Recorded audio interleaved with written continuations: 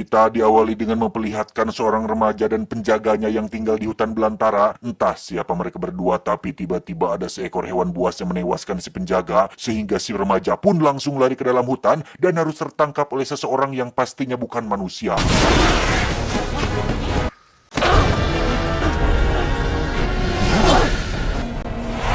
Dan kisah akan berfokus pada seorang remaja lain bernama, kita panggil saja si John, yang terlihat sedang bersenang-senang di pantai bersama dengan babaturannya, di mana John mampu melakukan gerakan akrobatik yang membuat teman-temannya cukup terkesan.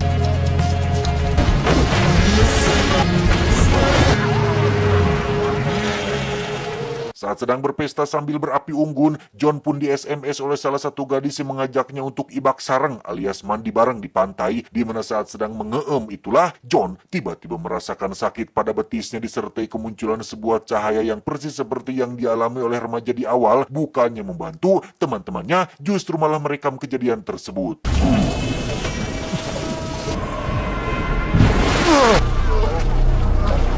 Keesokannya, John pun dibangunkan oleh seorang pria bernama Henry yang menyuruhnya untuk bersegera berkemas meninggalkan tempat tinggal mereka. John diminta untuk membakar semua barang-barang pribadi lamanya termasuk plat nomor dengan tujuan untuk menghilangkan jejak dan identitas. Entah apa tujuannya, tetapi saat Henry sedang berkemas, ada seekor kadal yang masuk ke dalam salah satu tas dan tersengaja terbawa bersama mereka berdua.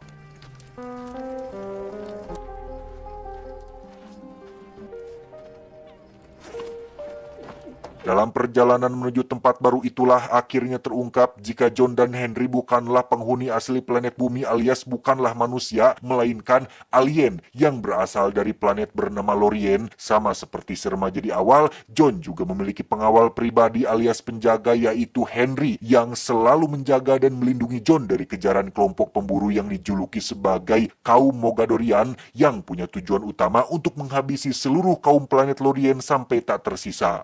We never got the chance. Everyone was killed.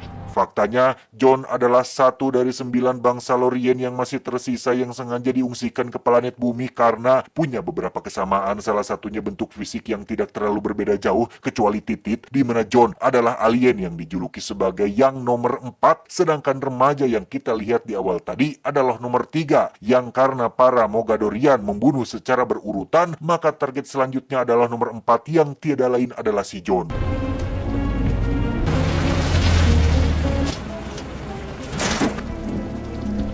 Tiba di tempat baru dengan identitas yang baru, Henry pun menyiapkan semua yang dibutuhkan oleh si John seperti berkas-berkas untuk mendaftar di sekolah SMA yang baru, di mana Henry selalu mengingatkan John untuk tetap low profile, jangan menarik perhatian, jangan pernah tergoda untuk jadi pusat perhatian, jangan menonjol, jangan pacaran, jangan eskul, jangan les, jangan coli, jangan sok pintar, jangan ikutan hal-hal yang bersifat di luar sekolah, karena jika sampai John dikenal oleh banyak orang, bahkan wajahnya difoto dan diupload ke media sosial, maka itu akan memperbesar kemungkinan untuk para kaum Mog melacak keberadaannya. I don't want to be original. I want to be invisible.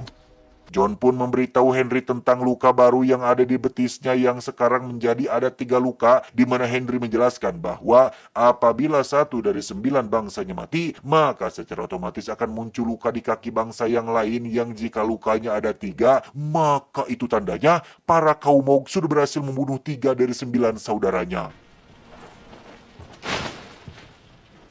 Tak hanya itu, Henry juga memiliki sebuah software khusus atau aplikasi khusus yang bisa mendeteksi wajah si John yang apabila ada foto atau gambar yang sesuai dengan bentuk wajahnya, maka software tersebut akan secara otomatis menghapus gambar tersebut dari internet. Oh shit.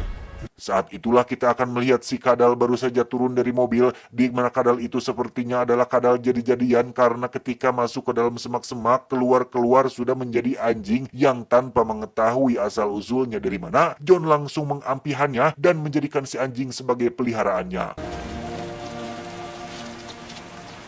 Sementara itu di rumah lama Henry dan John, kita akan diperkenalkan pada seorang wanita bernama, kita panggil saja nomor 6, yang tiada lain adalah saudara sebangsanya si John, yang karena Henry kurang rapi dalam menghilangkan jejak, si nomor 6 pun berinisiatif untuk menghancurkan rumah tersebut. Kembali ke John yang baru badai angkat sakola, di mana Henry lagi-lagi mengingatkan si John untuk jangan caper dan jadi pusat perhatian, yang meskipun sudah berulang kali mengatakan tentang hal ini, Henry tidak pernah bosan-bosan melakukannya demi untuk menjaga si John tetap aman dari para kaum Mog yang mengejarnya. Hey, John, don't be stupid. Hari pertama di sekolah baru, John tak sengaja mendapat seorang siswi yang hobi fotografi sedang mendapat masalah di ruangan kepala sekolah gara-gara mengambil foto candid gurunya yang sedang mencabut bulu hidung, di mana siswi yang bernama Sarah ini pun disuruh untuk mengantar John sang murid baru ke tempat loker yang akhirnya membuat mereka berdua saling berkenalan. Tak lama John pun didatangi oleh sekelompok siswa yang pasti Anda semua sudah bisa menebaknya, karena di setiap sekolah selalu saja ada sekelompok murid PDD alias polontong alias sok jago yang mengatasnamakan diri mereka sebagai penguasa sekolah, di mana sang pimpinan yang bernama Mark ini pun meminta John untuk jangan terlalu dekat dengan Sarah, karena selain idaman siswa satu sekolah, Sarah juga sudah lama menjadi target si Mark itu sendiri, sehingga John diminta untuk menjaga perilakunya jika tidak ingin timbul masalah. Get on, little big guy. Dan ya, salah satu murid culun bernama Sam pun menjadi korban dari kejailan kelompoknya si Mark, sehingga itu sudah cukup menjadi bukti bahwa Mark adalah sosok yang cukup ditakuti dan sering melakukan perpeloncoan kepada murid-murid lemah seperti si Sam ini. In this way. Saat jam istirahat, John yang dilarang berbaur terlalu dekat dengan orang lain pun memilih untuk duduk sendirian. Namun ketika melihat Sam kembali dijaili oleh si Mark, John yang tak tahan pun memutuskan untuk bertindak dan tak sengaja melemparkan bola mereka dengan power yang cukup besar. Di rumah, John pun memeriksa situs milik Sarah dan mendapati wajah dirinya yang difoto candid terpampang nyata dalam katalog foto murid terkasih di sekolah, di mana foto-foto tersebut langsung terhapus secara otomatis berkat software canggih milik Henry.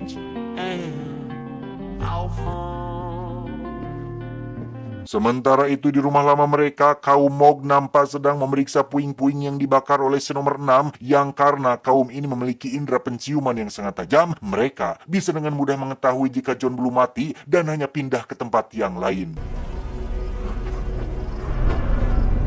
Kembali ke John yang sedang berada di kelas, di mana dia mengalami suatu fenomena aneh tepat saat si Mark terus saja nyerocos menantangnya melakukan duel. Entah apa yang terjadi, kedua telapak tangannya mengeluarkan semacam cahaya aneh sehingga John yang panik pun segera keluar dan ditemukan oleh Henry yang datang untuk menjemputnya.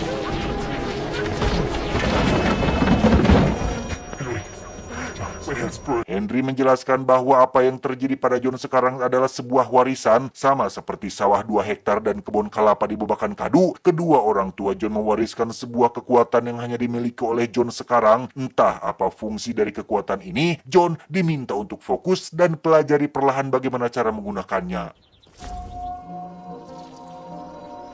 Sesuai saran dari Henry, John pun mulai melatih fokus dan fisiknya dengan lompatan di hutan belakang rumah. Persis seperti remaja yang ada di adegan awal, John mampu melakukan beberapa gerakan akrobatik yang cukup sulit dilakukan oleh seorang remaja akil balik biasa.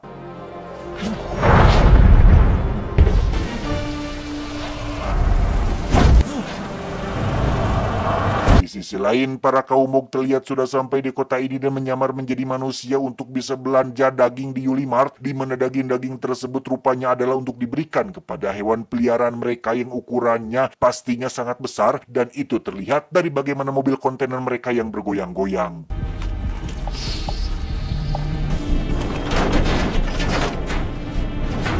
Kembali ke John yang sepertinya tidak mengindahkan peringatan dari Henry terkait berbaur terlalu dekat dengan orang lain. John yang hawa nafsu dan hawa mudanya sedang menggebu-gebu pun nekat menemui Sarah dan sok-sokan mengantarkannya pulang ke rumah, bahkan ikut makan malam bersama dengan kedua orang tuanya. A few weeks ago, Smith, right? Yes, sir. And your father. John yang sejak kecil tidak punya bapak dan ibu pun sempat terdiam ketika melihat kehangatan keluarga Sarah, di mana momen ini menimbulkan rasa ingin lebih dekat dan lebih ingin berbaur dengan orang lain, sehingga jangan salahkan AA Guru Gembul apabila benih-benih cinta mulai tumbuh di antara keduanya.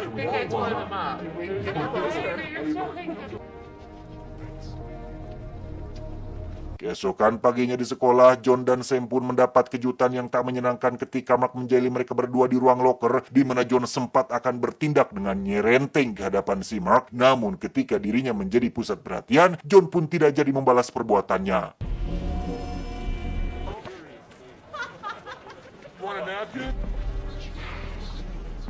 Di toilet, Sam pun mulai menceritakan kehidupannya yang penuh dengan tekanan, yang setelah ayah kandungnya dinyatakan menghilang entah kemana, kini dia harus tinggal bersama ayah tiri dan ibunya yang sering tidak ada di rumah, di mana Sam juga menceritakan tentang profesi ayah kandungnya yang banyak dicemooh oleh banyak orang terkait penelitian yang dilakukannya terhadap UFO, makhluk luar angkasa, dan sejenis-sejenisnya. Dulu Sam sangat yakin dengan apa yang dikatakan oleh ayahnya terkait makhluk atau adanya makhluk luar angkasa dan dunia astronomi dan tata surya dan alam semesta, tetapi setelah orang-orang menganggapnya aneh dan tidak ecreg, Sam pun mulai kehilangan kepercayaannya terhadap teori-teori tidak masuk akal yang dikatakan oleh ayah kandungnya tersebut. Henry sendiri terlihat baru saja menemukan sebuah artikel berisi seorang pria yang diduga hilang diculik alien, di mana pria yang dimaksud ternyata adalah ayah kandungnya si Sam, dan terdapat alamat pabrik baja tempat ayahnya bekerja dulu, sehingga Henry langsung pergi menuju ke sana dan menemukan 9 simbol yang mewakili kekuatan dari masing-masing kaum Lorien. Juga terdapat sebuah batu berwarna biru yang sepertinya adalah benda yang sangat penting.